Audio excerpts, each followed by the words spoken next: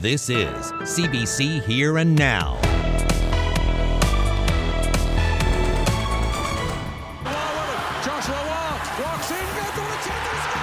A big win for Team Canada and a player from this province. We caught up with his proud parents. To actually be there in person when your son is actually there on the ice playing for Team Canada at the World Juniors, it was an amazing experience. Santa to his seniors spread joy for Christmas and gave to more seniors than ever before. I'll have an update on the initiative coming up. Good evening and welcome to Here and Now. Well, it was a big night for Team Canada and Newfoundlander Zach Dean as the team brought home another World Junior title. Dylan Gunther was the hero, ending 6 minutes and 22 seconds of overtime agony after Team Canada's 2-goal lead crumbled midway through the third period. It was Canada's second straight World Junior title and its 20th since the tournament began. Player Zach Dean has ties to both Mount Pearl and Botwood, and his parents were in the Halifax stands to take in the big game. We had about 25 family and friends actually in Halifax with us there to support Zachary, and we know that we had a tremendous support here from not only family and friends in Mount Pearl and Botwood, but all of Newfoundland and Labrador. Well, we'll have more from Zach Dean's parents and the excitement for Team Canada coming up in about 20 minutes on Here and Now. Now to central Newfoundland, where the beginning of a new year has been a challenging one for those linked to a mine there.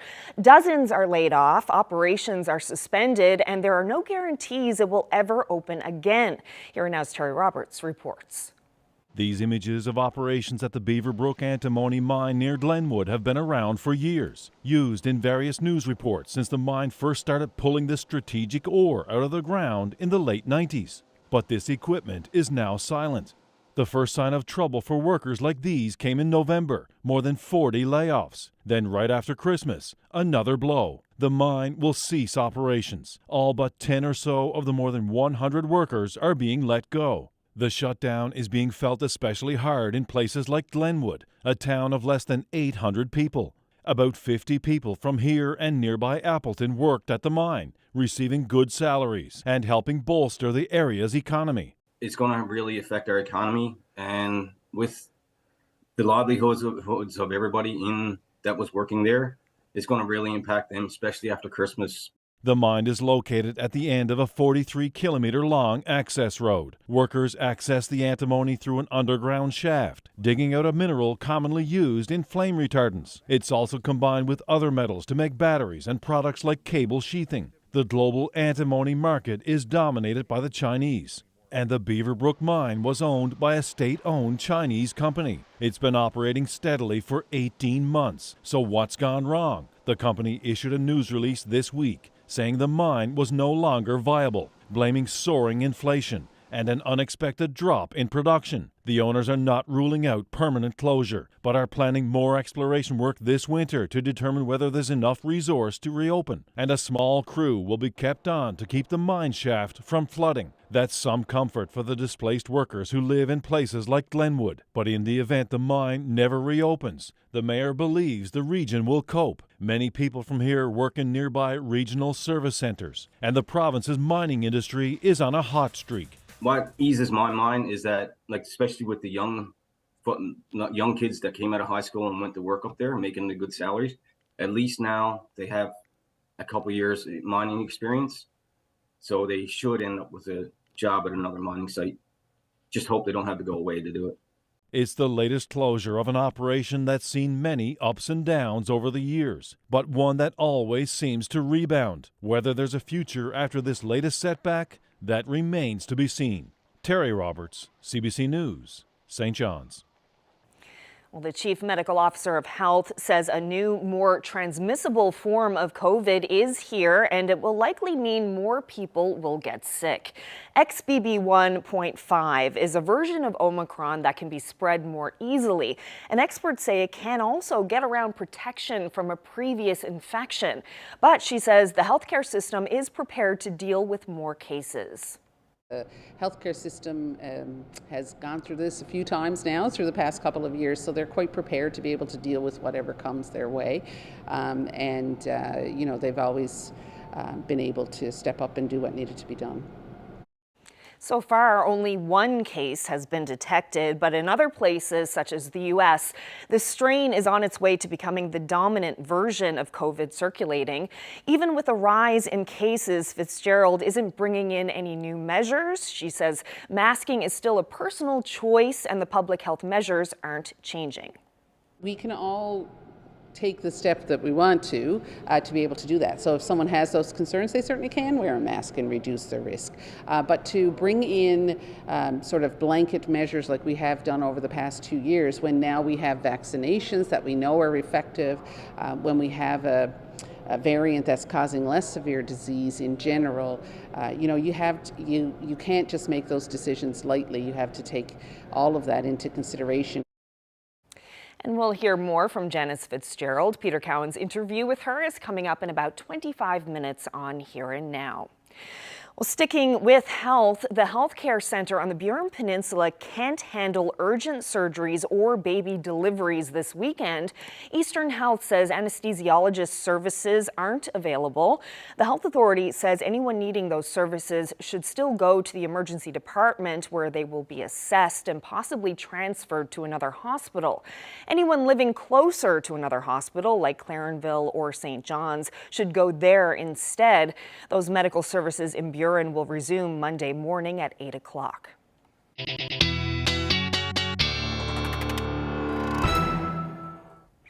Well, it was another quiet day today for most of us across the province. Just taking a live look outside, another dry evening. Temperatures not quite as cold as they have been, down to about -5 here in St. John's, and not a whole lot of wind to speak of, so that means the wind chill is still feeling like -5. So if you're planning on heading out tonight, it's a nice night to do that, to enjoy this ridge of high pressure that is in place. That's why we're seeing a lot less wind. A few flurries showing up through parts of the interior, but overall things are fairly quiet. Now, I've been talking about this area of low pressure that was going to skirt south of us through the weekend, and it looks like it's going to stay well south of us. We'll talk about what that means for the forecast. But as we head through the next couple of days, a little bit of warmer air moving in, milder than we have been seeing over the last couple of days. And up across Labrador, that cold air will move right back in as we head into next week. We'll talk about the full forecast coming up. Thanks, Ashley. Well, 2 people from St. John's have been arrested after an investigation into street-level drug trafficking and weapons offenses in the metro region.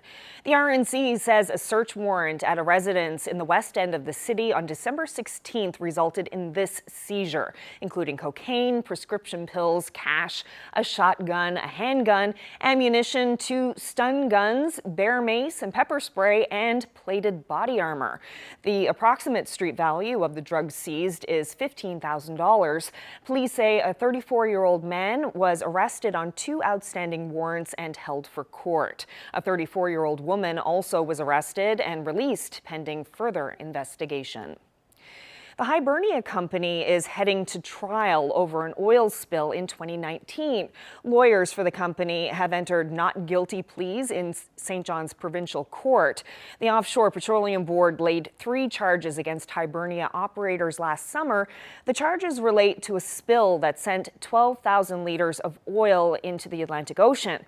Now, at the time, Hibernia halted production and said it was an isolated incident likely caused by a sensor. The spill was a mixture of oil and water. The board says Hibernia didn't ensure work that was likely to cause pollution was stopped immediately, along with failing to manage the associated risk for an identified hazard. Well, all new and existing provincial court judges in Newfoundland and Labrador will undergo training for sexual assault cases. Justice Minister John Hogan says Provincial Court Chief Judge Robin Fowler is developing the training, which should be ready this fall. Hogan says the training is meant to help judges avoid relying on stereotypes when making decisions. People are more aware of issues around sexual assault. Things like consent, what consent is, how you give consent in a sexual situation, issues around trauma, issues around power dynamics in sexual assault situations. Those are important concepts that we talk about now in society. And as we talk about it in society and learn more and grow in these conversations, it's important that the law keeps up with a progressive society. So lawyers certainly need to be aware of these issues, and judges, when they interpret the law and apply facts, need to be up to date as well. Well, where's my taxi? It's a question often heard in St. John's these days. Cab companies say a shortage of drivers is to blame, and the crippling cost of insuring vehicles is making recruitment difficult. Here and Now's Amanda Gear has that story. Jiffy Cabs. It seems like a busy Thursday afternoon at Jiffy Cabs. What's the address, sir? But this is actually a slower day for business. 4th Street, there, 16 Jiffy Cabs. The phone here doesn't stop ringing. Like, we're constantly getting work done 24 hours a day, 365 days a year. On weekends, Jiffy Cabs gets as many as 3,000 calls a day. And clients are complaining of wait times. We've heard people, we've listened, we're not turning a blind eye to the chatter out there. But Jiffy Cabs plans to improve the dispatch efficiency by implementing automated technology. Tiffany under the arches. So this ability to be able to get that type of feedback in real time and analyze it and, see where we can make improvements is only going to benefit the consumer or the people that are taking our service. Chris Hollett lost a third of his drivers at the onset of the pandemic, and replacing them is no easy task. The reasons come down to cost. Licensing fees, fuel, and above all, insurance, the latter of which can be as much as $1,000 a month per vehicle. Cab companies have complained of mounting insurance costs for years. The Public Utilities Board conducted a review of the industry in 2019. Some data was released in that process where claims were significantly outpacing the premiums that were collected. Amanda Dean says in 2016, cab companies operating in the province paid less than $3 million in premiums. But $5 million was paid out for taxi-related injuries. So if claims are higher, premiums have to increase in order to ensure that there's enough money in that pool within that jurisdiction to pay those claims. Amanda Dean notes that a cap on minor injury claims, similar to those adopted by the maritime provinces, was floated for Newfoundland and Labrador, but the province fought the cap. Back at Jiffy, Chris Hollett wonders whether the cap might have made a difference. Maybe we'd have more cars on the road. Maybe people would see it as a more viable option, and we wouldn't even be talking about this. Hollett plans to find solutions to the obstacles faced by the cab company by adding new technology and recruiting more drivers. 15 where, I'm sorry? Until then, it's business as usual at Jiffy Cabs. Jiffy Cabs. Amanda Gear, CBC News, St. John's. Right away, ma'am. Thank you very much. Well, we have an update for you now on a story we brought you in early December about a woman who tries to spread some Christmas joy to seniors in St. John's. And she does it with a gift drive called Santa to a Senior. And during its 5th Christmas this holiday season, the program exceeded all of its goals. Here and Now's Henrika Wilhelm has this update. When Kaylee Oakley started Santa to a Senior, it was a small effort to give gifts to seniors. But this past Christmas blew past her expectations. The first year we only had 12 seniors. The second year I think was just below 20. And again, that was the seniors' homes. And then when we branched off to Seniors NL, the first year I think we did 28, the next year was 32, and now this year we did 56, which was, I don't think anybody expected. The initiative gives Christmas gifts to seniors without family or money. It all started when she visited her grandmother in a nursing home. There were many seniors in the home that didn't have any family or any money to celebrate Christmas, and so whatever they were receiving was just from the home, and that was heartbreaking. People donated $3,000 this year, money that was all used to buy things to help them look and feel good, like shampoo and shaving gel, but also things to help them have fun, like playing cards and bingo dabbers. Getting that all together was a rush after her family had a pet emergency, giving her less time. We ended up having to do everything all in one day, so we had to sort, package, and deliver 56 packages all in one day. But all that work came with a big reward. This year, I did get to send out 2 care packages to seniors on my own, and it's the first time in 5 years I've been able to do it. I was so excited, so excited. I showed up at one of the ladies' doors, and when she opened the door, she said, "You're her," and it really pulled on my heartstrings. It just made me feel I'm doing what I'm supposed to be doing. Oakley thinks the increased demand might have to do with the high cost of living this year. But whether or not the demand will keep rising or remain steady, Oakley is already looking forward to doing it all over again for Christmas 2023. Henrike Wilhelm, CBC News, St. John's.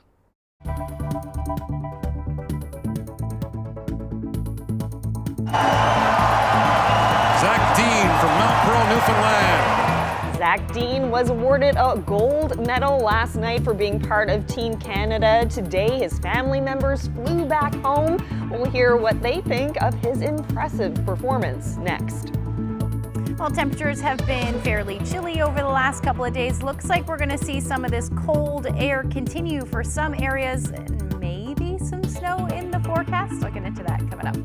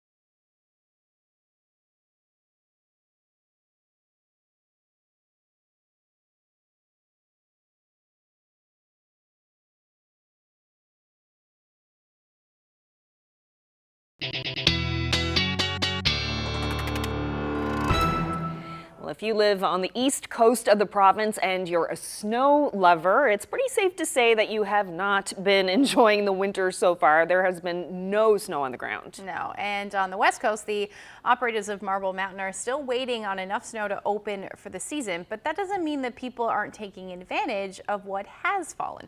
Here Now's Troy Turner has a story. The groomer has been out and trails are ready. Snowmobilers are in full force around Corner Brook this week as conditions continue to improve. We love snowmobile season. We just wish that we had more snow. But yeah, we go every weekend and every day that we can get out, we're gonna and snowmobile. A lifelong snowmobiler, Ruth Banks is one of thousands who regularly use the groomed trails in western Newfoundland. The last couple of weeks has been sketchy because we had a lot of rain and that, and so some of the trails weren't ready to be drove, and like you could go so far and then you get there and it'd be a lot of rocks and stuff. But right now they're telling us that the trails are good. We were out last Sunday, and we had a nice ride. Businesses were busy back in November when the first batch of snow fell, and the snow melt that followed didn't slow things down. People really jumped the gun. There was lots of excitement. Things were going early. And then the mild weather came, we lost our snow. But we're still seeing people every day. People are coming in, getting their machine serviced. They're looking for snowmobiles, they're buying boots, they're buying helmets, they're buying clothes. Craig Borden is also a director with the Newfoundland and Labrador Snowmobile Federation. He says people are growing accustomed to a later start to the season. We're not really getting out snowmobiling Christmas like we used to when we were kids, but everyone knows now, wait after New Year's, the first week or second week of January is good enough to go for a ride. So I kind of feel our season, does start later, but I also think maybe we get a little bit, we snowmobile longer too. While snowmobilers are eagerly anticipating more snow, so is the Federation. Borden says it's now helping clubs with their groomers to make sure all are up and running and on the trails this year. Troy Turner, CBC News, Corner Brook. Wow, what a difference between the East Coast and the West Coast. And you haven't had any snow really on the West Coast in a long time, so that was a good base layer there. Yes, for sure. I'm sure snowmobile lovers aren't liking being in the East right now. No, and you're not going to like what I have to say about the forecast over the next couple of days. We've been talking about the snow. Not happening? It's going to happen. Oh, no, unfortunately. Okay. Sorry about that. But let's take a look at where we sat today. I'll talk a little bit more about that, why that's the case. But today, temperatures below zero. Beautiful day to be out and enjoying what is on the ground in and along the west coast. About -4 in Corner Brook this afternoon, -6 in Gander today. St. Anthony a bit colder at -10.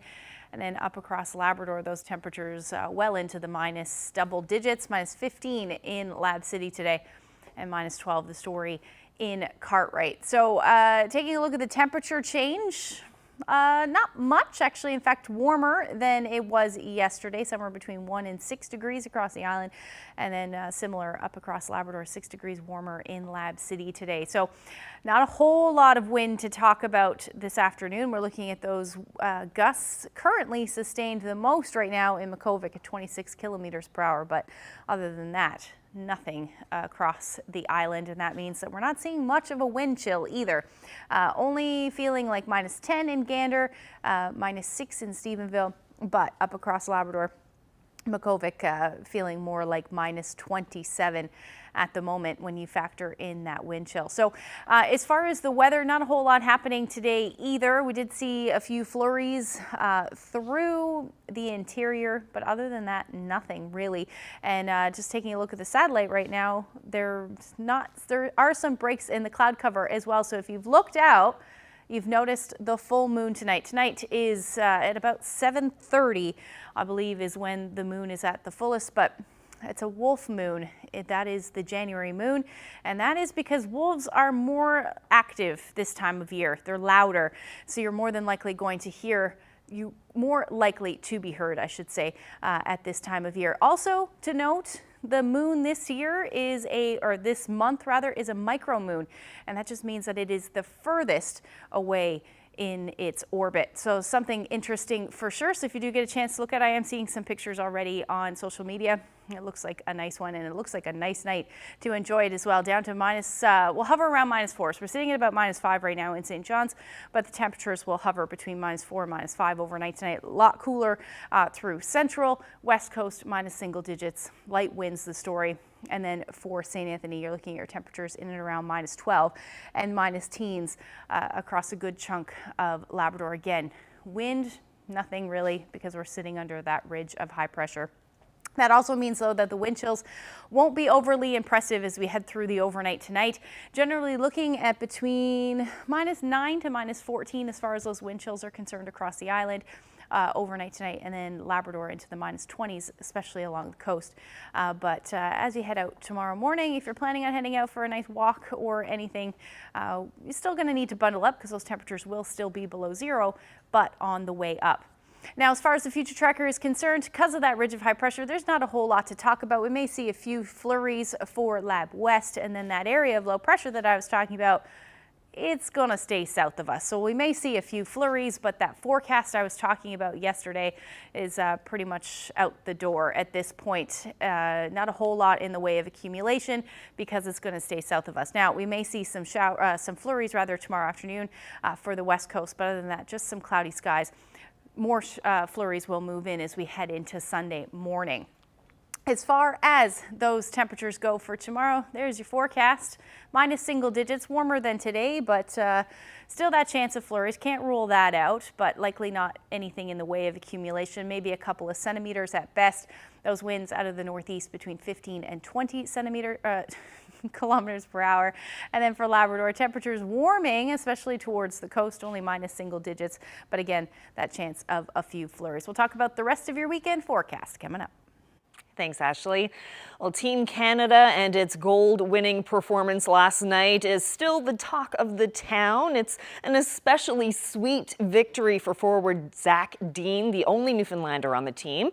Today, his family members who were in Halifax for the game arrived back home. Here and Now's Mike Moore met up with them at St. John's Airport. Can you take us through when you got that call from your son that he made Team Canada? He was in the hotel room actually waiting for that call or that knock, and it was quite stressful actually. He was quite excited, and he texted and said that he made it, and then we just started spreading the news. Well, the World Juniors is something that we always, watch together, over the years as a family, and it's something that you never, you want to be there in person to see it, but to actually be there in person when your son is actually there on the ice playing for Team Canada at the World Juniors, it was an amazing experience. Tell me about the atmosphere. It seemed pretty wild from here. Oh yeah, it was pretty crazy. I must say, it was it was awesome. I never experienced anything like it before in my whole life around the game. We had about 25 family and friends actually in Halifax with us, there to support Zachary. And we know that we had a tremendous support here from, not only family and friends in Mount Pearl and Botwood, but all of Newfoundland and Labrador. Not only does Zach make the team this year, now it's a gold medal game. And, you're on the East Coast, so it's, that little bit too. And then you got the Fables pumping. Yeah, I don't know. And, it's a gold medal game. And, what was it like going into last night? I have goosebumps right now just hearing you kind of repeat what happened. It's just surreal. Like, there's really no words that I can describe to you what it was like actually being there. It was amazing. Yeah. And it got a little tense there for a second. Oh yeah, it was a little nerve-wracking there toward the end. I must say. They like to keep it interesting. The Czechs, they had a very strong team. They were very big, solid team too. They could skate and move the puck well, and yeah. How did it feel going into overtime? It was really nerve-wracking. A lot of times, those games really don't seem to go in your favor. A lot of times, sort of the hockey gods, I think. We're on our but side. I guess they were on our side the last couple games. Zach Dean from Mount Pearl, Newfoundland. I think it was the happiest time I've ever seen him in his life. He had a smile from ear to ear, and just, I guess I think they were all kind of in not in belief, but just realizing what had just happened, right? Wow, just great. And imagine he just celebrated his 20th birthday. Well, staying with that big hockey win for a moment, that traditional sea shanty they just mentioned was recorded by the Fables back in 1998 and has seen a resurgence during the World Juniors. Yeah, it's a bit tough to hear, but that's Heave Away fighting the noise of the crowd. The song was played every time Team Canada scored. Fables musician Billy Sutton says the band had no idea their song was chosen this year. It's not the first time the tune has been used to celebrate a goal. The Toronto Maple Leafs previously used it, but Sutton says he's happier hearing it played by Team Canada because he's a Habs fan. So hockey fans are still basking in the glow of another World Junior title with Team Canada's overtime win. The CBC's Matt Cullen has this look at how it all unfolded. Well, it's a gold medal game that will not soon be forgotten. The Canadians and the Czechs certainly lived up to the hype. The Canadians hoping for a bit of revenge after the Czechs beat them on the opening day of the tournament in Boxing Day. And it certainly got off to a great start for the Canadians. In the first period, Dylan Guenther rips home a shot on the power play. That gets the fans on their feet. He was loaned to Team Canada by his NHL club, the Arizona Coyotes. That certainly paid off. Canada led for most of this hockey game 2-0 in the third period, but the Czechs would not make it that easy. In fact, it became very tense. The Czechs fight back. Yuri Kulich brings the Czech Republic back to within a goal. And then less than a minute later, the Czech Republic gets a fortunate bounce. Jakub Kuss getting credit. That means we go to overtime, 3-on-3, and that's where the magic happened. Brant Clark starts this play. Joshua Waugh sets up Guenther for his second goal of the game. It's a golden goal. Halifax erupts in joy, so does the rest of the country. Canada wins its second gold medal in a row at the World Junior Hockey Championship. It was amazing! It's just incredible experience with the boy. Yay! Well, all the talk in the tournament has been about the 17-year-old phenom Connor Bedard from North Vancouver, BC. He was named the youngest ever tournament MVP. He shattered records and rewrote his name in the tournament history book, becoming the top scoring Canadian in terms of goals and points, and some terrific moments, a great pass in this championship game for the gold medal, and also a terrific overtime winner that stands as one of the greatest goals in World Juniors history. That was against Slovakia in overtime in the quarterfinal. So today the Canadians leave Halifax. They'll go back to the respective clubs in junior hockey and in the NHL, but they will be bringing a valuable gold medal with them and also a memory that will last a lifetime. Matt Cullen, CBC News, Toronto. It's a little bit more transmissible. Certainly that seems to be the case based on the information that we have at this point. Well, we know it is more transmissible, but is the new COVID strain causing more severe illness? Dr. Janice Fitzgerald answers that and other questions coming up next.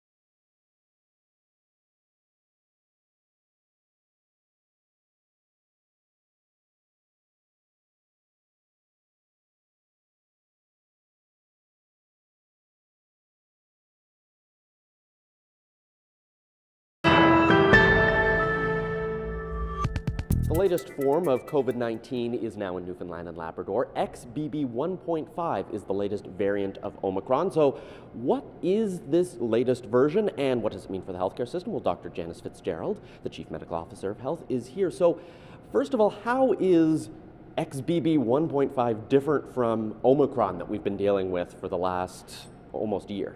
Yeah, so it's a subvariant of Omicron, so mutations have happened that made it a little bit different than the original. It's a little bit more transmissible. Certainly that seems to be the case based on the information that we have at this point, but it doesn't appear to be causing more severe disease, which is a good thing. And of course, we have great immunity here in the province between previous infections with Omicron as well as vaccinations, which people have stepped up to get. That certainly seems to be protective against severe disease. Okay, so let's talk a bit about that, because if you've had COVID in the last couple of months or you went out and you got your bivalent booster shot, how protected are you from this new strain?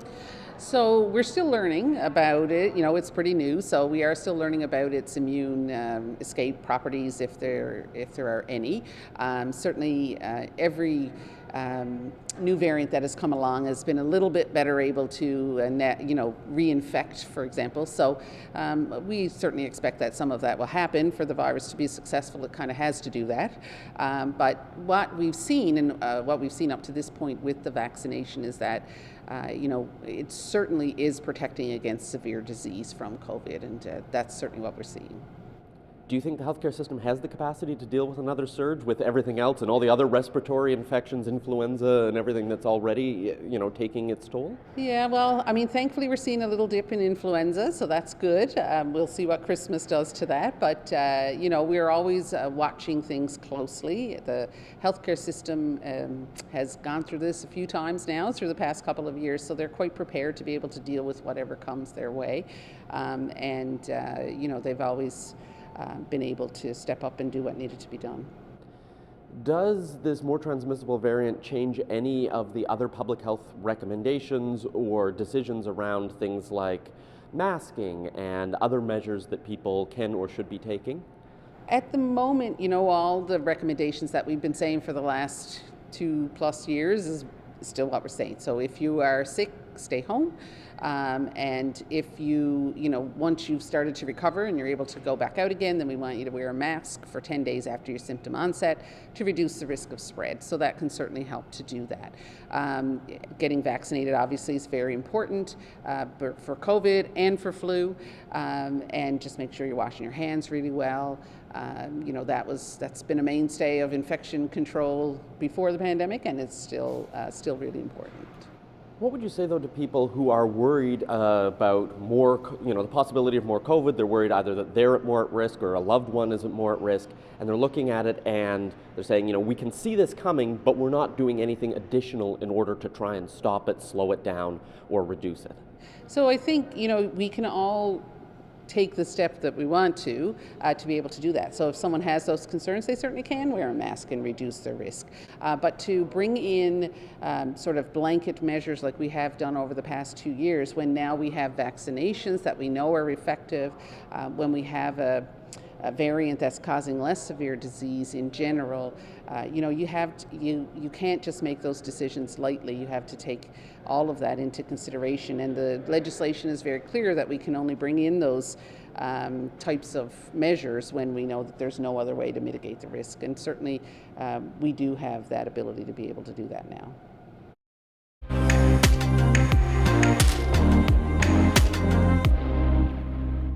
It's been more than 3 months since post-tropical storm Fiona struck Atlantic Canada. Now the cost of the wreckage has been tallied. The estimate for the insurance cost to date has now reached $800 million in the Atlantic region. That's according to Catastrophe Indices and Quantification Inc., which has made an initial estimate in October of $660 million. Damage resulted from torrential rainfall, large waves, storm surges, downed trees, and widespread power outages throughout the region. The major storm last September now sits as the 7th largest catastrophe in Canadian history in terms of insured damages.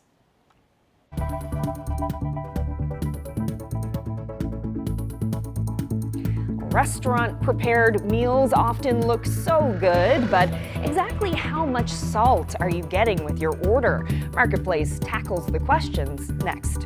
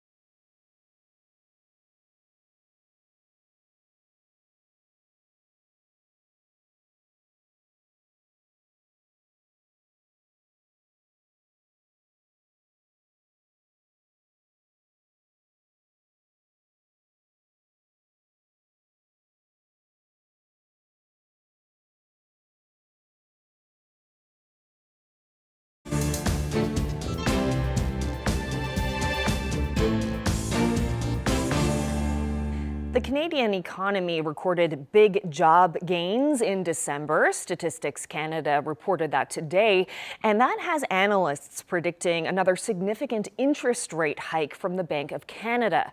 The net gain was $104,000, more than 10 times what analysts predicted. It was driven almost exclusively by the private sector, but registered in most industries. A 25 basis point central bank interest rate hike is now widely expected. Now to the U.S. Events in Washington today mark the 2-year anniversary of the pro-Donald Trump riot at the Capitol. A memorial was held for the 5 who died as a result of the riot. 12 presidential citizens' medals were awarded to officers who defended Capitol buildings that day, and officials pressured by the Trump camp to reject presidential vote results. 140 officers were injured when protesters denouncing November's election results stormed the Capitol. Hundreds suspected of violence have yet to be identified. And still with politics south of the border, the U.S. House of Representatives has failed to elect a House Speaker after 13 rounds of voting. Republican Kevin McCarthy managed to pick up some support today, but has still fallen short of the 218 votes required to win the gavel. The motion is adopted. Accordingly, the House stands adjourned until 10 p.m. tonight. Standing in his way, a small group of right-wing hardliners within the Republican Party refusing to support McCarthy. It's left the GOP in disarray over the past 4 days, and congressional business has ground to a halt. A marketplace investigation reveals just how hard it is for Canadians to avoid sodium. Too much of it can literally kill you, boosting the risk of heart disease. And as Rosa Marcatelli shows us, you can blow right past the recommended daily intake with a single dish of seemingly healthy takeout. How can I help you? Hi there, I'd like to order something for pickup, please. We're ordering from popular sit-down chain restaurants to find out how much sodium is really in some healthy-sounding dishes. We want the plant-based menu. Sodium is in salt, but can also be in a lot of other foods like marinades and sauces. But how much sodium do we need? Health Canada recommends 1,500 milligrams per day and no more than 2,300 milligrams. If the entire population is eating too much salt, more people will develop high blood pressure, more people will develop heart disease, and have this excess burden on the healthcare system. This Mediterranean bowl looks good. Order placed. So we order appetizers, mains, and dessert, and looked up the sodium information on restaurant websites. Check out the Mediterranean bowl from Joey Restaurants. It has 2,530 milligrams of sodium. The vegan Hunan Kung Pao from Earl's, the company told us it had 3,110 milligrams. And the biggest sodium shocker on our takeout spree? Chicken fajitas from Kelsey's Original Roadhouse with 4,340 milligrams of sodium. All three have more than the daily recommended max of sodium in just one dish. Look at this. The sodium warning label is basically all over the menu. Our sodium shockers take us to New York City, where dishes with more than the daily recommended max get a warning label at chain restaurants with 15 or more locations. It's impossible to know just by looking how much sodium is in an item. So an icon does that for you. Health Canada says sodium is on their radar. Canadians will be seeing high sodium warning labels on prepackaged foods by 2026, but nothing for restaurants. As for those restaurants we got takeout from, Kelsey's and Joey Restaurants didn't reply to our questions. After hearing from Marketplace, Earl's said they made changes to the vegan Hunan Kung Pao that lowers the sodium by about 300 milligrams. Rosa Marcatelli, CBC News, Calgary. And you can watch the full Marketplace investigation tonight on CBC television. That's at 8:30 Island time, 8 o'clock in most parts of Labrador. You can also watch it on CBC Gem and CBC News Explorer.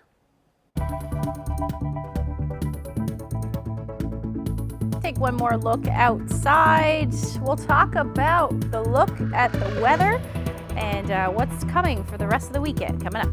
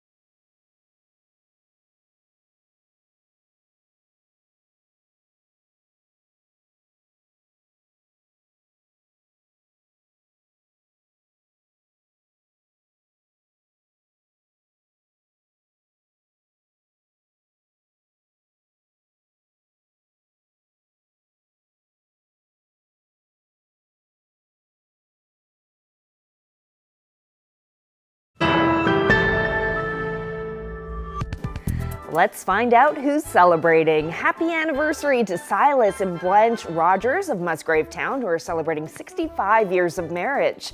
Anniversary greetings going out to Maxwell and Marina Warren of Dildo. It's their 57th. Happy 58th anniversary to Frida and Norm Pittman of Bellburns.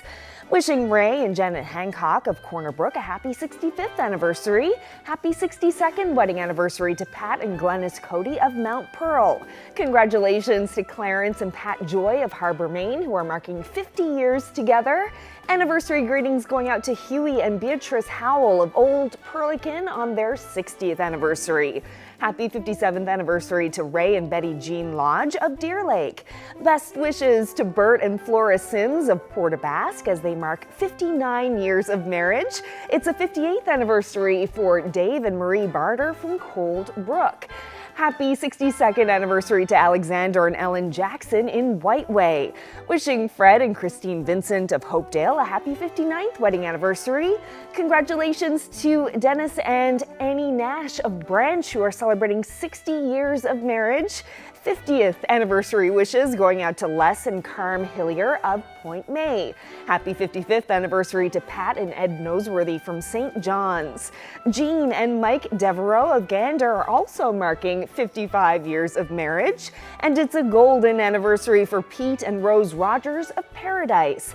And Marshall and Chrissy Oak of Fogo are also marking 50 years together. Happy anniversary to Harry and Vera Cruz. They're marking 58 years of marriage. Happy 60th anniversary to Harold and Linda Clark of Victoria. Congratulations to Graham and Irene Williams of New Harbor, who are celebrating their 52nd anniversary.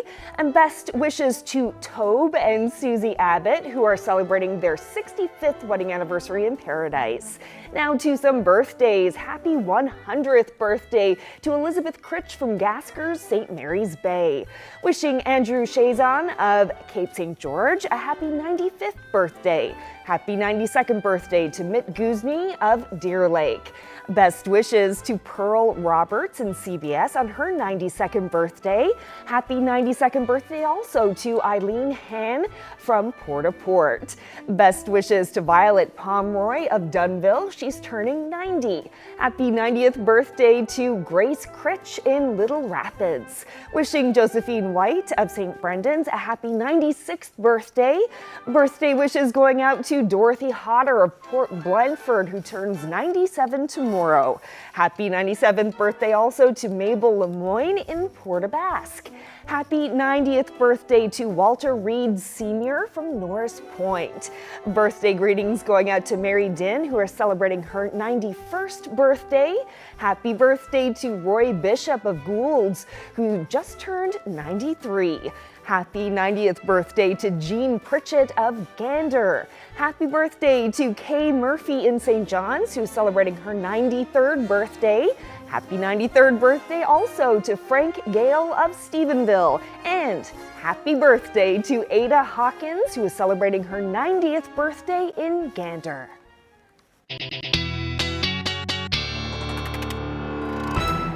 Another fine crowd celebrating. Congratulations once again. So, weather time. We're not getting as much snow as thought earlier, Originally but predicted, yeah. But what about Sunday? Well, we're still looking at the chance of flurries pretty much across the board, but it likely won't accumulate as much as first expected. So let's just take a look at the future tracker. So another round of snow does look like it will move in Saturday evening and then through Sunday across the island. Moves through fairly quickly. We may see some bursts of snow, but likely total for the weekend, less than 5 centimeters across the board. Maybe along the west coast and the higher elevations we may see a bit more than that, but that is what it's looking like at the moment. Up across Labrador, things clearing out for you as you head into the evening hours on Sunday, and some sunshine at least for the first half of the day. Minus 20 in Lab City, and then the rest of Labrador looking at those temperatures into the minus teens, and then temperatures across the island aren't really going to move too much from Saturday, hovering somewhere between 0 and about -3. Northern Peninsula a bit cooler for you into the minus 7 degree range, it looks like at this point. Now, as we head into Monday, It will clear off for Labrador, like I said, but we're still looking at some more rounds of onshore flurries along the west coast in the higher elevations as well. Likely going to see some accumulation from that. These totals could be upwards of about 10 to 15 centimeters by the time that's said and done on for your Monday. And then as far as the temperatures are concerned, a little bit more of a drop. So back down to the minus teens for the northern peninsula, west coast, central, and your temperatures will be sitting in the minus single digits along the south coast. And the Avalon temperatures hovering around -1, it looks like at this point. Nice sunshine across the big land for your Monday, but temperatures again dropping back down to about -20 for Lab City. Taking a look at the long range forecast, we're into the minus single digits, maybe above on Tuesday. Still watching a system here. We may see some snow again. Definitely going to keep an eye on that one. But as far as central Newfoundland is concerned, we're looking at sunshine into the next week, and then the snow will continue for western Newfoundland. I know lots of people will be happy about that. As far as eastern Labrador is concerned, you're looking at sunshine right through Tuesday. Chance of some flurries returning on Wednesday, a bit milder as well. And then for western Labrador, your flurries will return on Wednesday as well. But temperatures pretty steady into around -18 to -20. Quick shot tonight. Beautiful photo of Marilyn shared this shot with us. If you have any weather photos that you would like to share with us, send them to nlphotos@cbc.ca. Oh, that's a great shot. Thank you so much, Marilyn. Love a moody sky. Yeah. Can you believe the first week of January? Gone. Oh my goodness. Hard to get your head wrapped around, but thank you so much for joining us. Hope you have a great weekend. Good night.